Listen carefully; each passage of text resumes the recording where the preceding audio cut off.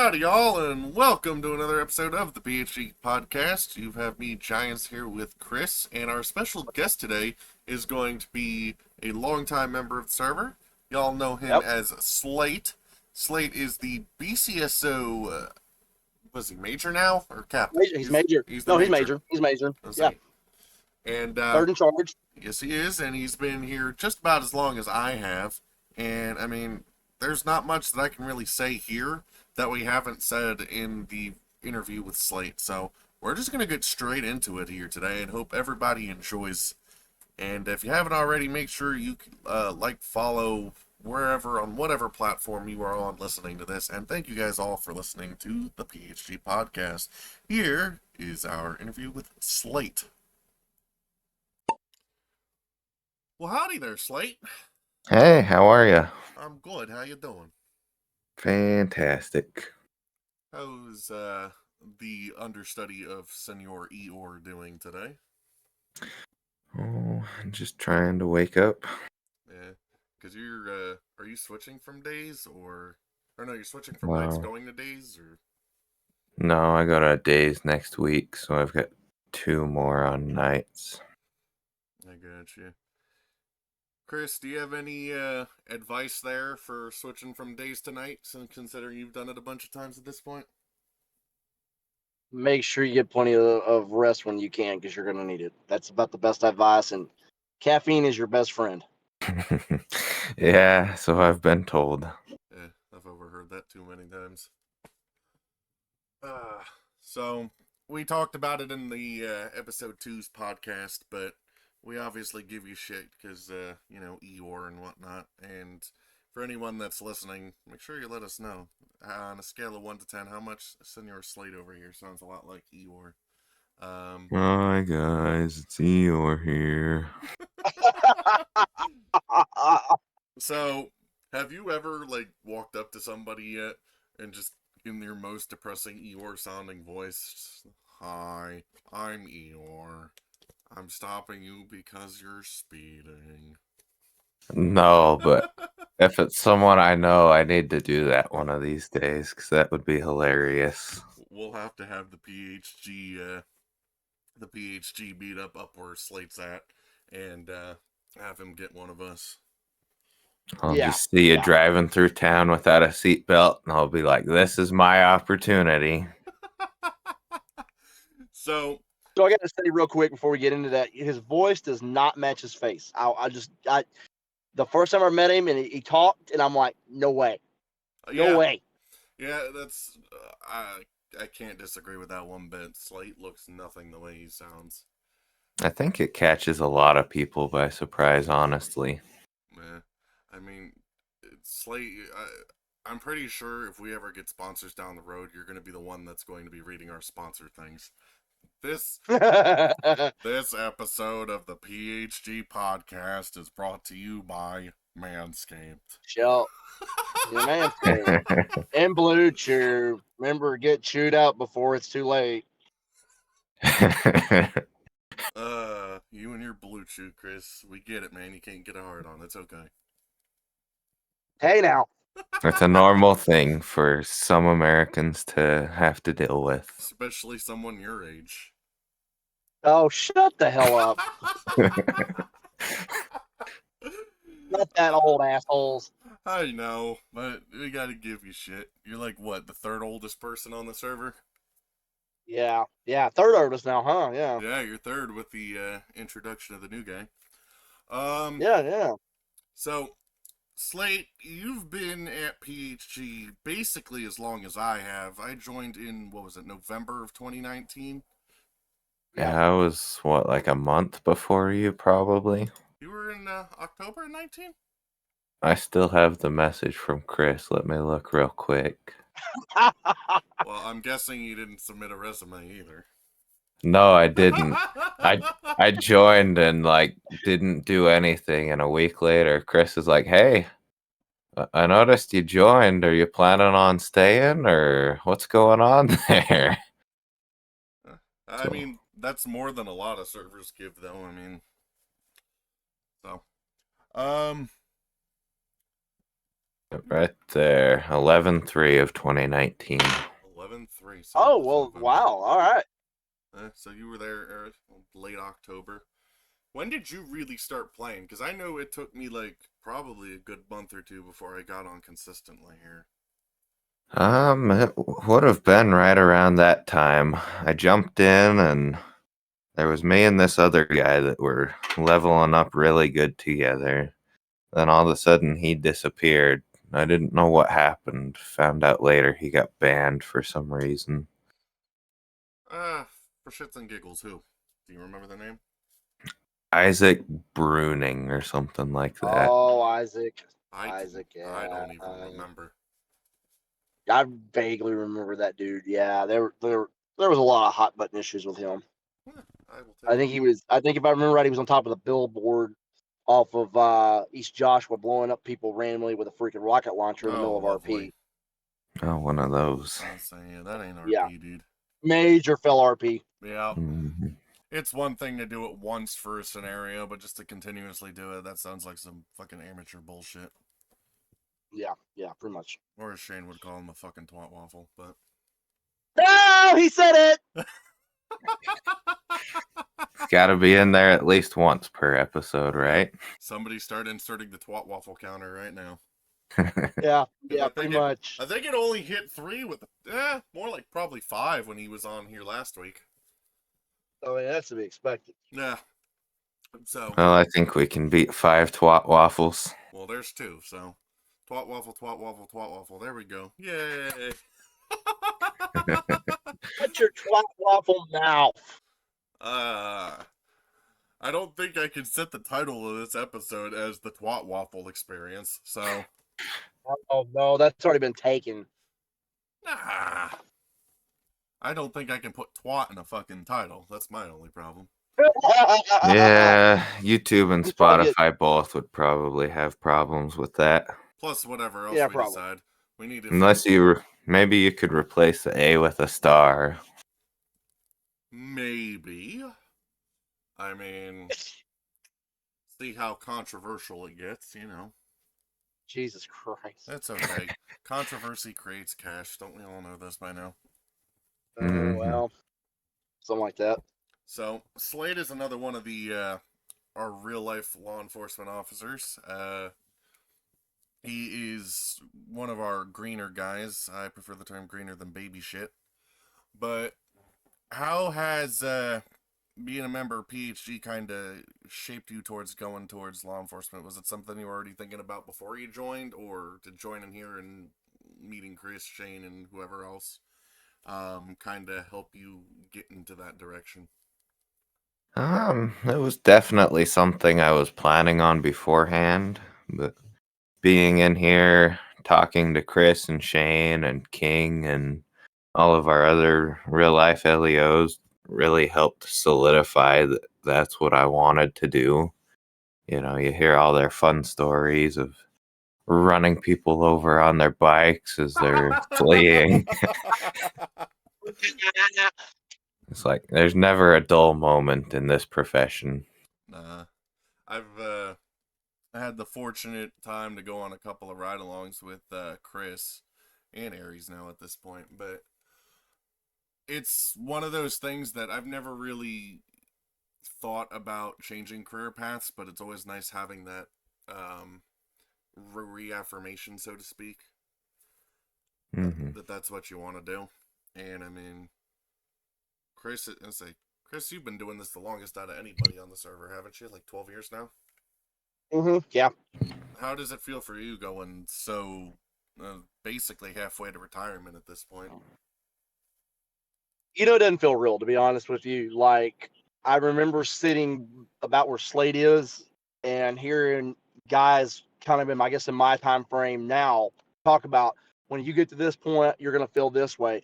You're going to be looking at it this way. And now that I'm here, it's a total different, like, eye-opening experience. Like, okay, they were right about this. Like, you're going to feel this way. Like, it's just, it's different. I'll be honest with you. And so much has changed in 12 years since I've been doing this. So many things. Some good, some bad. But, you know, it is what it is. I mean, it's this job's not right for everybody, and not everybody stays with it. And it's physically demanding, it's mentally demanding, it takes you away from your family, but somebody has to do it. And I believe it's a calling. So, and you know, I'm glad to see these younger guys like Slate coming in behind us to, because eventually I'm going to hang up this badge and uniform, and somebody's got to keep the public safe. Yeah, it's crazy how much things can change. I've been doing this, 5 months now?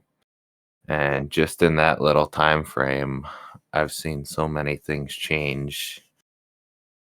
I mean, I'm sure And they you've seen will. yourself change too, even just in the matter. I'm sure Chris, obviously, you have, but I mean, Slate, Mm-hmm. you've probably changed a little bit. I mean, I think Chris and I can both say that we've seen you change a little bit in the last 5 months. But honestly, between before you started the academy and now, Yeah, but there's definitely a lot of growing that you can do in this job. It'll grow you up quick. I mean, I was 23 when I graduated the academy, and I knew I was going to see things that the normal public isn't privy to, not to the extent that I have seen it.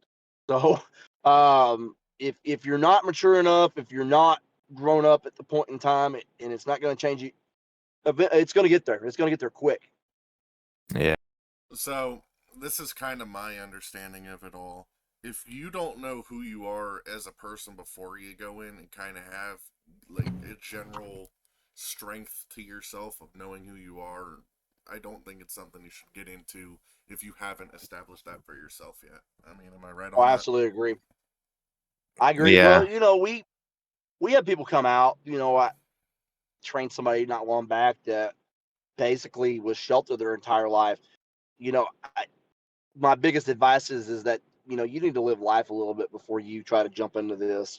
We take people at 20 and a half, soon to be 21 when they do this job. That's not always the greatest, but you got to experience life. If you didn't go to college, if you never lived outside of mom and dad's house, you're going to get a real shocker when you get into this.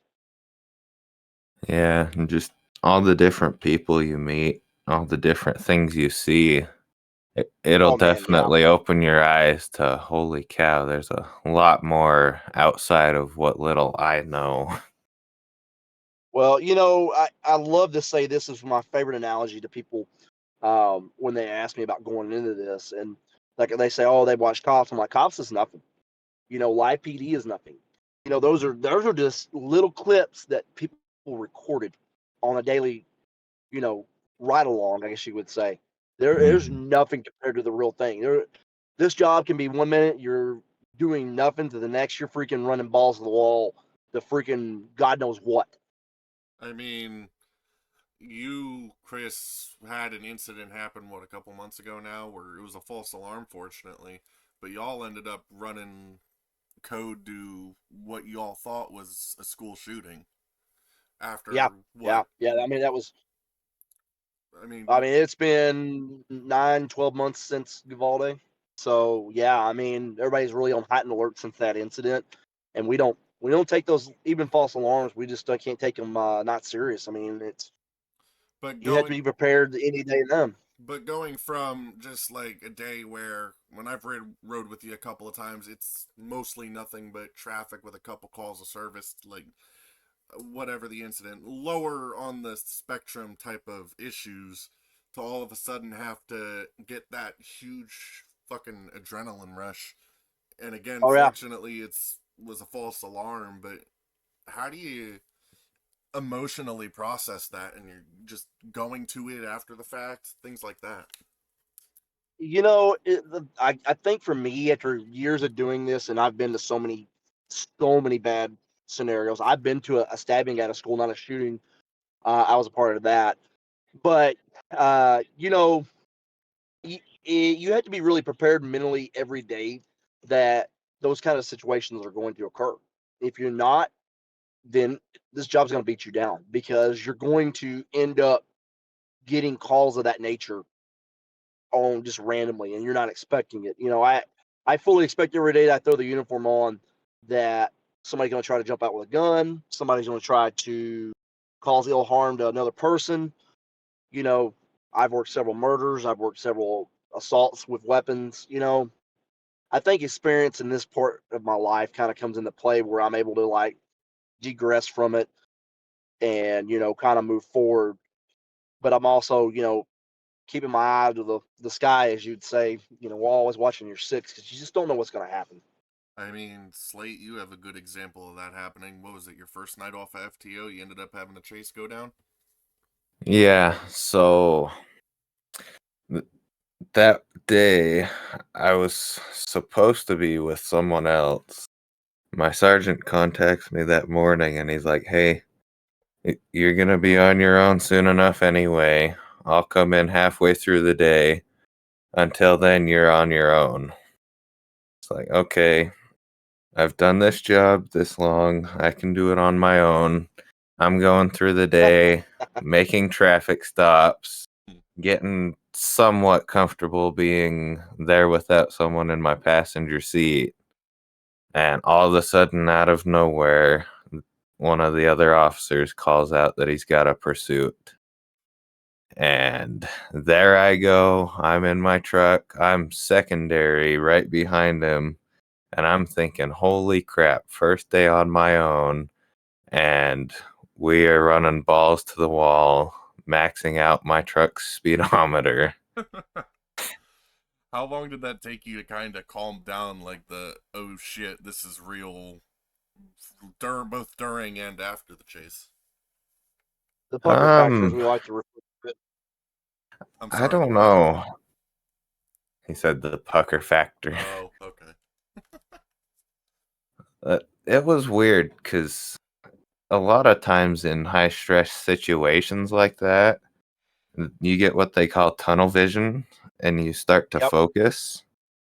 But strangely enough, I didn't have that. You know, I was sitting there thinking about the little things the whole time. Like, all right, we're getting close to this ending. I need to take my seatbelt off.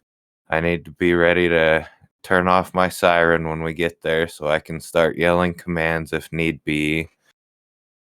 I was focusing on a lot of things that probably shouldn't matter, but just I was mentally preparing myself for this has got to end at some point. We're not just going to be driving in our cars this whole time. Well, I mean, I'm sure being able to yell commands at Tyrone every night just kind of helped you with that just a little bit.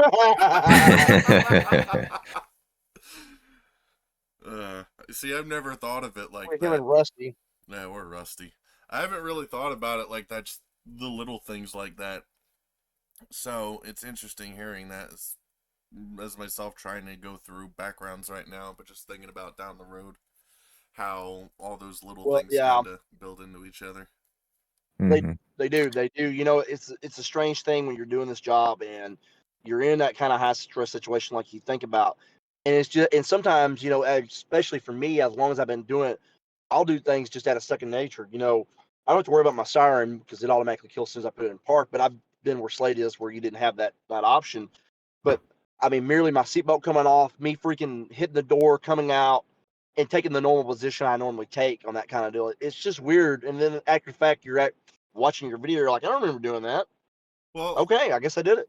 well, what the crazy thing is about it too is you do it in your real life too when you're off duty, because when we went to Vegas, you insistively had me on your what was it, off your gun hand side the entire So time. left Yeah, hand side. yeah, Yeah, yeah, it yeah. was I was weird. very yeah. It was weird because he had a shirt. What did it say? I hired this hooker or something like that. Oh yeah, And it yeah. had It was supposed to be an arrow pointing to you. yeah, it had an arrow pointing to the right, I believe. But he was so used to having nobody on his right because that's where his firearm is, that I constantly had to drag him or remind him, "Hey, the arrow's on this side." hmm Well, and that's the thing is, I think saw a TikTok on this once. You know, it's traditional for women when you're walking together as a couple for them to be on the right side. Yeah, it's the sidewalk And rule. it's just a habit that as a police officer, you're like, that just can't happen because I need you on this side in case I need to pull a gun on that side. Yeah, well, that's not a problem for Aries. He's left-handed, so Well, good for Yeah, him. he's these is he's such a rule, bro. wrong-handed. He's wrong-handed. Yeah, he uh, is. Absolutely is. and it's funny because when I rode with Aries, it was quite interesting because I knew he was left-handed, but I don't think about it until actually watching him. He's ambidextrous. Don't even let him fool you. Well, either way, he was writing with his left hand. I watched him do it, so that's good enough He for does me. more left foot. But I mean, I flip flop with some things sometimes, but there's some shit I can't do with my left hand, no matter how hard I try. I know And Stranger see, in the Dark's really hard for you. Yeah, how'd you know? What were you saying, Slate? I'm primarily right-handed, but there is some things that I cannot do with my right hand, like eating, for instance, using a fork and stuff Really? like that. Yep, has to be left-handed. So it's like have certain things like that. Like when I'm cooking and using a pot or a pan or something, I use my left hand, and then my right hand will, if there's a spatula or dropping something in, but actually picking up and moving the pan will be my left hand. Mm-hmm. So there is certain things like that, but I'm definitely right hand dominant as well. So I mean, when I put my fucking holster on and put something in, it's always on my right hand. Mm-hmm. Yeah. Well, I don't know if you guys noticed down in Florida, but I actually wear my watch on my right hand because it's just more comfortable to me that way. See, it was weird. Never noticed. I didn't notice it either. What's really weird to me was having my wedding ring when I was married on my left hand. I wanted it on my right hand for so long, and then eventually it just Yeah, Yeah, I could yeah. see that. That takes a little getting used to, it takes for sure. it takes getting used to having it off once you've had it on for even just as what was it, about a year, just over a year we were together, like married officially. Yeah, So I mean, yeah. it was weird. It's weird having it on, and it's weird having it off, and just it's a bunch of those little things that as you kind of get used to them or you're just getting used to something, all that stuff kind of just little changes like that can really throw you off sometimes. Mm-hmm. Definitely. So I know you mentioned Florida a little bit ago, and we'll get into some Florida stories momentarily, but first, Yeah, I know where that's going. well, the reason we're going to start with something else, it's gonna slowly kind of trickle into it. We're gonna have our segment of dating fails here. So, Chris, is there any ones that you can remotely think of? Not for Slate, because those are easy ones I'm, here. it's funny. It's funny you say that. I thought of one back when I was single, and dude, I haven't been single in over 6 years. So this happened way before I met my current wife. So I had met this girl, and so we went out to dinner, and oh gosh, what we were, oh gosh, we were probably there 30 or 45 minutes, and her phone rings. And I'm like, and we're at a nice like restaurant. We're not like at freaking this like hole in the wall or your casual diner that's in town. No, we were at a pretty nice Italian joint. Okay, let's put it that way. All right. So she like disappears for like 15 minutes, and I thought she went to the bathroom. And I'm like, what happened to this girl? So I get up, and I can't find her nowhere. Food's getting cold. I'm just scratching my head like, did I just get like stood up in the middle of a date? I go outside and come to find out the girl was married. She was having a domestic with her, or fight, as normal people call it, in the parking lot of the restaurant with her husband. Oh, Jesus. So, my reply to the waiter was, check, please. Yeah, fair enough. She'll take this food to go. No, she's not taking this food. I'm taking this food to go. I took all the food, and I never spoke to that girl again. I think I blocked her. I don't think she ever tried to contact me or anything like that. These cheating hoes, man. Can't stand them. Been there, done that way too. Freaking recently. I have to try and think of something. I'm not going to talk about the most recent one because I really don't want to. But, okay, I got a good one. So, I was 15 years old, and me and this girl are rounding second, adding to third, and she's She's got a nice rack and, everything that a 15-year-old wants. Big tits. That's about it. So we're getting feely and touchy and experimenting and whatnot. And obviously I do the whole slide the hand down the waistband thing, and I got a shock and a handful of cock. Not jokingly, literally. And obviously, what's a 15-year-old going to do when he's been making out with a girl and you feel that? I think you mean a guy. No, she was a hermaphrodite or whatever it is, or she has both. So it wasn't the whole tranny situation thing there. It was legitimately just, I mean, shit. It was a shit handing of the cards for her. But I'm 15 years old. I don't know any better, so I kind of just looked white like a ghost and fucking grabbed my clothes and ran out the fucking door before I could say anything or hear anything.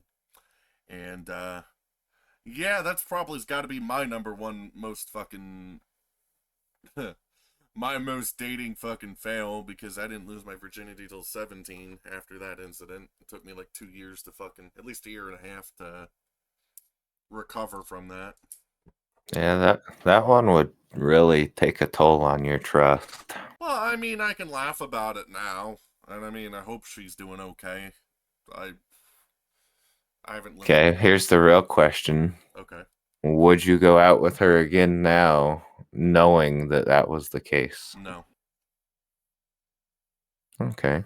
Not that. I don't know how you want to put it.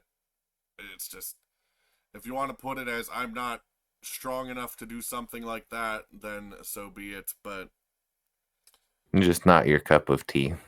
Well, yeah, as I said, a handful of shock and a handful of cock. So I definitely now could have handled that a lot better, and I know that, and I apologize for that. But at the same time, I don't think any 15-year-old boy would react any differently than the way I did. So I can't say. It's one of those things. It's an unfortunate situation. I don't beat myself up over it, and it's kind of funny just to look back at it now. Alrighty, so the reason we did that at this point is we got a couple of stories for you. We'll start with Slate, your dating fail. Would you like to say it, or would you like me to? Which dating fail are you referring to? Because I've got several. Well, I'm referring to the one in Florida in the church. The swiping incident? Yes. Swiping incident. The swiping incident. So, the first time I ever met Slate in person, this is the first time I met Chris, Shane, and all of them in person. They came to my wedding. And we were doing rehearsals in the church. And I don't know this at the time, obviously. I'm busy with fucking cunt face and... Hold on, I gotta give you some backstory first. Okay, go ahead. So, we're in Florida, out of my comfort zone. This is not something I normally do, but I'm thinking, you know what? I'm down here. I'm gonna meet someone. I'm gonna have some fun. Maybe find me a date for the wedding, So then we get to this day. We're at the rehearsal. What is it, the night before? Yeah. And I'm thinking, crap, this is it. This is our last night. If something's going to happen, it's got to happen now.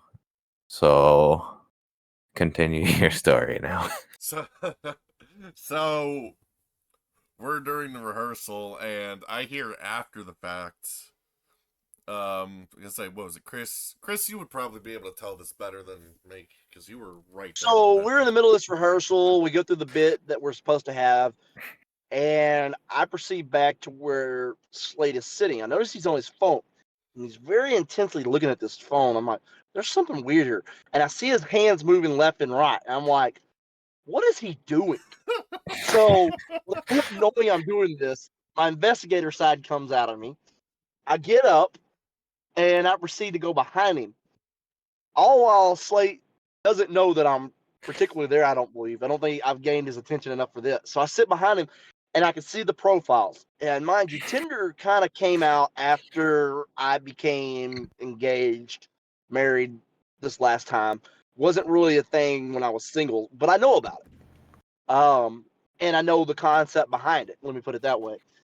So I see this and I'm like, are you seriously on Tinder swiping left and right in a damn church? And he gets about bright red as a tomato, and he goes, in his Eeyore voice, the best it can be. Well, yeah, I gotta have a date for this thing.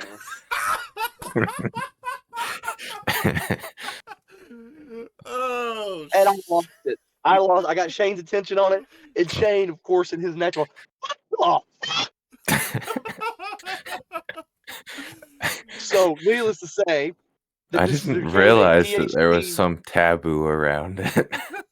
a PhD. Not that I cared, because number one, it wasn't my denomination, and I was already weirded out. And I know you probably were too, Slate, because it was nothing like we were used to. But I digress. It But- became a wedding tradition now. yeah, because I ended up swiping right and left on Tinder at Shane's wedding. Shane's wedding. So Yes, it did. We So did the that next, on purpose. Yep. So the next wedding, whether it's if I end up having another one, or Slate ends up having one, or whatever. Could even be Chris for that matter. Yeah, probably. Oh, shut the hell up. Chris's 5th, 6th, and 7th wedding. Fuck y'all. As I said yesterday, we're gonna make Larry King look like a fucking joke. Oh. Wow, God, thanks a lot. Yeah, you're welcome, buddy. It's the least we can do. But regardless of whose wedding it is next, it is definitely a tradition. And I didn't see how red he must have gotten. And I find it funny that the most religious guy probably out of all of us is the one swiping in a church. I've never lost the irony of that. But I find it funny how you said red as a fucking tomato, because I think it was even more red that first night that we all hung out together. Very first night that we devised a plan for our dinner that night before. Yeah. We went, Yeah, it was my birthday, supposedly. Oh God. So the backstory on this. Yeah, go ahead, Johns. all right, we went to Hooters, and Yeah, there we go. Slate is especially back then. He's definitely hardened up a little more now, but he was very shy, very reserved. This was, this was what a big step for you, just randomly flying from where you're at to go to Florida to meet people you've met online. I'm sure that went over well. Did you tell your family? Yeah, and they weren't so sure on it, but they're like, you're an adult. I guess we trust you to make your own decisions. Well, that's good, and personally, that's how it should be. I mean, yeah, you can name and voice your reserves and your issues with it, but you're the one that's going to make the decision. And that was one thing. One of the things my mother actually did well was let me make my own decisions for the most part, and only stepped in when she kind of had to. But anyway, going back to what we were talking about, it's the first night. Obviously, let's say Chris and Shane already know each other. Obviously, been working together for a while, and I mean we've been talking for a while. But there's still that little bit of reserve of I'm meeting people that I met online for the first time, and I think Slate was probably the most reserved out of all of us when it came to it. And absolutely. And we all knew this. Mhm. I'm saying we all knew this. He was very innocent and whatnot. So we go to Hooters, and that firsthand was the idea that all of us had, because we knew it would get him kind of out of his comfort zone. But we told the women there at Hooters that it was his birthday, and you know how most restaurants are. When it's somebody's birthday, they sing to them. They sing happy birthday. And when Chris says red as a tomato for the Tinder story, I'm telling you right now, I don't know what's much redder than a tomato, but Slate was it. Yeah. I don't think I ever asked you this. How, both of those instances, how did that make, like, what were you thinking, feeling, etc.? I don't know. It was just weird being the center of attention, and it made it that much worse that, especially at the Hooters incident, they were so terrible at it. Like, just sitting there clapping those plates. It was probably the worst birthday celebration I've ever seen. Well, that's why you don't actually go to Hooters for your birthday. Mhm. But there was some good chicken there. Yeah, I think I had a Yeah. burger that night. I don't You did have remember a though. burger. Yeah, I you know. did have a burger because I had wings and How do we all remember that? Yeah. What the Yeah. fuck we had for dinner the first night we all met each other? I remember that. Well, I know we did that. Definitely. We had Hungry Howie's that still sends me emails even though I've unsubscribed from their mailing list. Where did we go there? I don't remember that one. Yeah, y'all went. We ordered. We Hungry ordered Howie's. that one. Yeah, it was pizza you ordered at the Airbnb. Oh, okay. They had That's a right, little okay. poster board of different restaurants around that would deliver to the Airbnb. That's right. Yeah, I remember that. I do remember that now. Okay. Yeah, I'll tell you what wasn't Fun delivered times. there: the fucking cum stain in my room. No, we wouldn't have got our security deposit back. Oh, do we need to tell that story? Go for it. I already brought it up. Okay. So we're at this Airbnb. We've been there, 2 nights now? Yeah. It's the same night as the Hooters thing, right? No, Before no. Giant. Or wait. It was the night before No. the wedding. It was after night before the wedding, after the practice. and after We're like, this is gonna be our quote unquote bachelor party, I guess. Well, we already had the beginning of the bachelor party. We did the midget wrestling. Yeah, That's right. Yeah, that's right. fantastic. So we get home, play some Jackbox, and Giants decides he's gonna stay the night. So we're like, well, this room in here's got a couch you can stay on. And he stays on it. We think nothing of it. And then after the wedding, or no, it would have been before because we're cleaning up because we're not coming back after the wedding. Mm-hmm. We get cleaning up that room, putting pillows back. And right where one of the pillows was notoriously placed, like they definitely had this pillow placed there on purpose. There's just this like perfect liquid shaped white stain right where Giants' face was. Yeah, I remember now because Shane was like, "No, the hell he didn't." And for the record, no, I didn't jerk off in that bedroom. Okay. So, or at least not that you'll admit to. I didn't. deny. Look, With the placement of the pillows, I can almost guarantee the owners knew that stain was there. Oh, I absolutely knew it was there. Oh Lord. You know, I'll bring up another incident real quick to kind of that make it a little fun. So we went shooting during that time period we were all together. Went to a range. Yeah. It was. And Go ahead. yeah. No, I was gonna say it was the first time I think I'd ever air travel with a gun. And Shane had experience, so he kind of walked me through that. But we washed your gun in the sink. Oh my Lord, I forgot about that. Okay, so I'll give you a little bit of context on that. When I was living in Florida, we had these neighbors, and I actually ended up getting my first gun with him, and he's teaching me about everything. Like, I know generally about it, but having one for the first time, it was a different experience for me. And he's talking about how I have to clean it and whatnot, and he puts oil on it. Well, this motherfucker drenched it in so much fucking oil that There was more oil in this thing than Exxon Valdez. Okay. Like, I'm pretty sure this dude had a tub of oil that he just soaked the gun in overnight. Pretty much. It's what it really looked like, right? It's what it looked like, yeah. More oil on that gun than there was an Acme Face 15-year-old, okay? My God, Chris. Jesus. Well, anyway, Shane, let's say we've talked about it. Shane was in the Army, and he was going to teach me how to shoot, like, for real, not just what I've been doing by myself. And I bring my gun over, and he looks at it, and I don't even remember beyond that. You remember, He Chris? broke it apart, and there was just so much oil going across his hand, and his reaction was like, "What did you do?" I remember that. So he ends up So taking we it. were like, "We're gonna have to get it off." Yeah, we were like, "How are we gonna fix this?"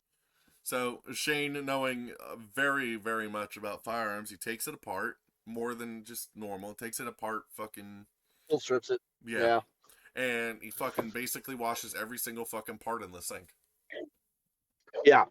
I mean, when Dawn dish soap gets used, you know it's bad. Well, if it's good for getting oil off of animals in the fucking Gulf of Mexico, it's good enough for my Glock, apparently.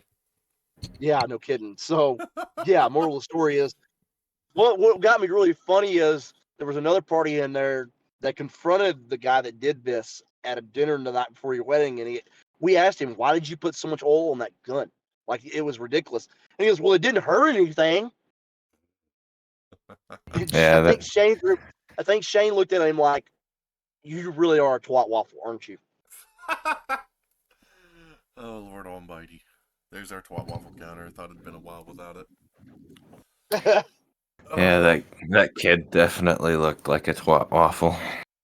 Yeah. He So I'm wasn't a going to bad bring dude. up a subject I'm going to bring up a subject that, oh yeah, I guess really also before we leave the story behind, your gun was real new, wasn't it?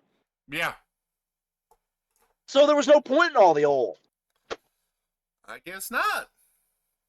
Yeah, because he had only shot it like once or twice. Yeah. I'm pretty sure. Yeah, that was like my second or third time that I was going to go shoot it with these. No, I mean the guy that owned it before you. Well, I don't even know. yeah, and I mean it doesn't really, it comes with a lot of oil coming from the factory as it is for the first 500 rounds. Yeah. Yeah, I just got a new gun and I might need to run it through the sink. That thing is coated in oil. What you get for buying High Point, Well, it's a Walter. they come with a lot of oil. Now, in my experience dealing with them, they do. A lot of Earl. And oil. We have our Glock Okay, oil. so I'm going to change the clock a little bit or change the subject up. Okay. It's something that we've really never talked about amongst each other. And I actually didn't know until today, until Giants told me. I didn't even know Slate, today. you're... I so Slate, you're an Eagle Scout? Yes, sir. I almost didn't make it. So tell us about that. Tell us how you actually achieved that, because I was in Scouts for a little while when I was younger. Mm-hmm. I think I made it to the brown uniform. I slept since then, whatever that was, and then I kind of got out of it. But you know, what does that all entail? I mean, you're an Eagle Scout. That's a pretty high rank. It's pretty I'd say notable, in a sense. very, very prestigious. Mm-hmm. So kind of go into that a little bit. There's merit badges you have to earn. I think like 56 or something is the minimum. Just for different things. It's kind of the same concept as school. They've got some required ones and then some electives. So your obvious things that you do in Scouts, like learning how to build fires and all that. And then even things as small as, like, I think there was one where you learn how to play chess, and that was a merit badge. I don't think I got that one, but yeah, stuff like that. So I was just plugging along at it, you know, doing it for fun, sign up for these merit badge courses every once in a while. And we get to 17. And I had thought that it would be cool to earn my Eagle Scout, but hadn't really dedicated to earning it. And I realized that I was only like 12 away. And so that last year I slammed as hard as I could and got my Eagle Scout earned. Once you get the required merit badges, you have to finish with a service project, something that benefits the community. And so my service project was planting trees down at the cemetery. They had these new open sections that didn't have any trees yet or anybody buried in them yet. And so we went through, and the cemetery sexton was like, "This is where I want them. the city will pay for the trees. You guys just have to plant them. So I got a group together. We went in there, planted a bunch of trees, and there might be like one that's died since then, but most of them are still doing good now. It's crazy because I did scouts for a few years, and I remember earning some of my badges. Like, I Yeah, that portion I remember. Yeah, fucking whittling shit and going camping and learning how to do the kart CPR. racing and Yeah, I would say the derby races, that was a big thing me and my yep. grandfather used to do all the time. Hmm. But I never had the interest to pursue it further. Actually, this is going to Yeah. sound terrible, but the reason I stopped originally was because I was turning 13 and everyone thought Scouts was gay. Mm. Oh yeah. Yeah. Yeah. See, most people get to high school and find out girls exist, and that's why they don't finish it. Yeah, mine was more like peer pressure, and then obviously as I got older and women and whatnot. Hmm. But I can tell you right now, wouldn't have had the dedication, especially that young, and all the bullshit I went through in my teenage years to do that. So I mean, I think that's good to fucking put on a resume, and I mean, as far as I'm concerned, Yeah, that's and it used to be quite the achievement, but I think it now still that is. now that they hand out condoms at a boys only jamboree, I don't know so Oh much. Oh Lord have Lord. mercy. Well, Wow. Wow. well, I mean, we don't know what those scout leaders are doing anymore. Well, the LDS Church got rid of the scouting program, so now I guess it's Wow. I probably your wasn't aware of that. Catholic teachers that are. We'll say usually it was the Methodist that was real big that held it in our area. I don't remember who held it in mine. That was so long ago. Well, So and long Scouts ago. periods have changed. Yeah. You know, it's just it's not the same organization it used to be. So, but Mhm. going on to the topic at hand, you know, that is a very high honor and something I guess that we learned about you today that neither one of us knew. Yeah, Yeah. I was doom scrolling through your Facebook to look for topics for us to talk about, and I saw fucking pictures. I'm like, wait a minute, he's a fucking Eagle Scout. Well, that's good, because if you thought it was impressive, that means any girls that stalk me think it's impressive too, hopefully. No, Hint, sorry, hint, buddy. ladies, he's singing too. Yeah, we got two He's bachelors here, and he's he's the junior Italian stallion. the June. Are you even Italian? I No, I'm doubt it. not. No, he's as Uh, white as whiter than me. yeah, that's pretty accurate. Um, Although I'd take Italian food over Mexican food. well, Italian food is fucking delicious, and Mexican food makes my Yes, it is. asshole burn. Exactly. Well, if you quit hitting your tacos with a dose of pepper spray before you eat them, you wouldn't have that problem. Look, I like my shit spicy, okay? There, I I said can't it. handle Apparently, spicy. So, I, I the, do, let's say, there's different kinds of spices. I can't, like, I absolutely hate fucking cheap frozen food spicy. But if it's like oh God, yeah. let's say, if it's like real fucking spicy food, like wings or whatever the case may be, I can, I'm not gonna say I can handle fucking the worst of the worst, but I can handle my own. and see, I can't do spice for flavor, or sorry, for spice. I'll do it for flavor. So, Yeah, like a really good spicy barbecue or a spicy cheddar, sure. But if it's just so hot that all you can taste is the heat, no thanks. yeah. Can't even taste the milk afterwards. Exactly. That's terrible. Why don't people drink milk anymore? I feel like that's kind of like going the way of the dodo bird.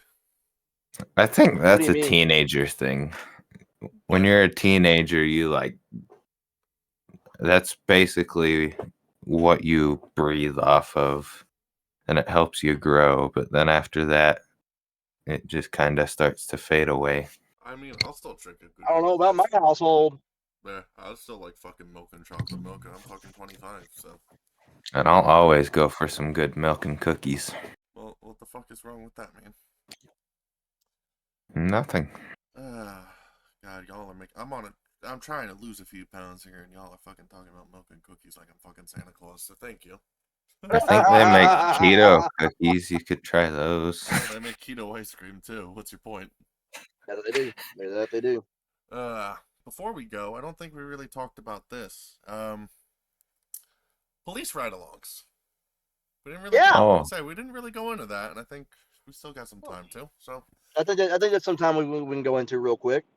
Yeah. So I'll start with me first for this because I have one next week. I've done them a few times, obviously, with you, Chris. I've done with Aries now. Yep.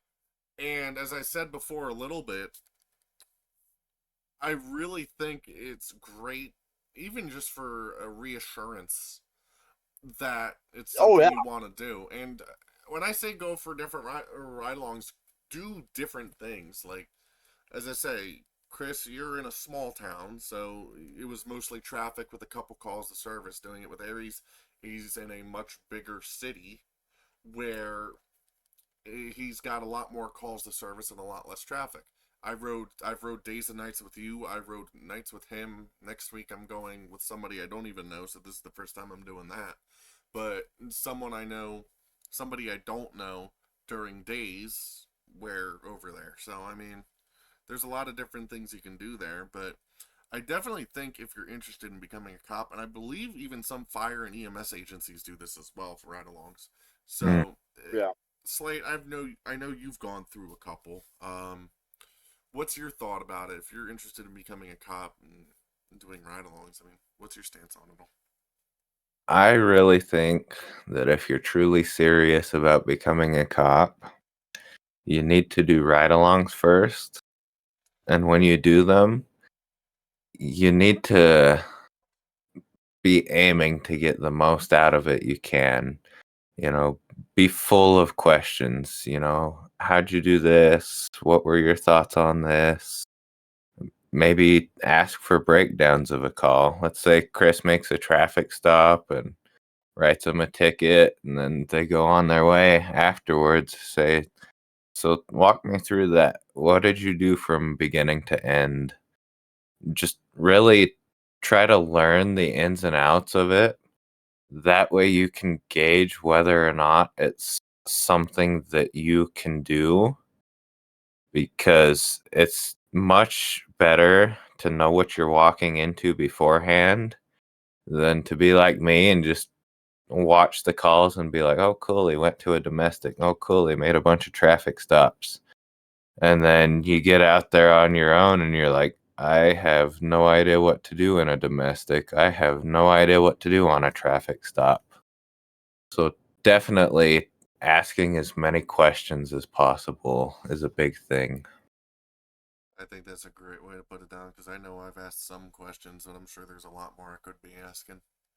And for me, I think next week when I do mine, something good to keep in mind. Chris, you've been on the other side of them, actually. So what's your point of view from giving ride-alongs? Have you... Here, a question. Let's say a question in there as well. Have you ever done ride-alongs with somebody you don't know? Yeah, actually. So when I was in high school, I rode along with a complete and utter stranger, basically with another agency, and got to experience that. My very first one was for my brother, who's been in law enforcement over 20 years. So, even that was eye-opening. But it was really more eye-opening when I was riding with somebody else that kind of explained that process to me. And so to be on the opposite end of it, I really think it's beneficial, because you're going to, whether or not in the first few minutes, should know whether or not this is right for you or not. There's so much decision making that we go through every day. There's so many things that we do that the general public doesn't know. Everybody thinks we pull cars over, we go to the calls when somebody calls police. There's just much more than that we do than just those two aspects. That's just two aspects of the job. So getting in the front seat with us, getting to see our daily job and see that we're just not pulling cars over every day. We're not just going to calls. The concept that we eat donuts at the first of shift and coffee in the middle, it doesn't always happen that way, or at all. Always happen that way. Yeah, and I've learned you don't make plans. Be like, I'm going to eat at midnight tonight. And then 11 o'clock, you get a DUI and you're stuck doing paperwork till 3 in the morning. You better have some food tucked along with you there. Yep. Well, I think that's a great way to cut it off there. I'm glad we can include that in. So, again, thanks everybody for watching. Make sure you follow us on Spotify, YouTube. If you're interested in becoming a member at PHG, talking with us, or whatever the situation is, RPing with us, which we actually didn't talk too much about today, but I think it was a really good conversation we had today. But if you're interested in doing that, make sure you guys join the Discord. You can go to our website, purpleheartgaming.com, and find all the information involving RP there. I'm going to hopefully be able to get our website updated to get all the social media and all the places we're using podcasts in. So, once again, thanks to everybody for listening, and we will see you all next week. And we still don't know who our guest is, but I think we have kind of an idea where we're going to go, like we always do. We'll get that together like we always do. I think the last minute thing, but it's always great. Yeah, so, yeah,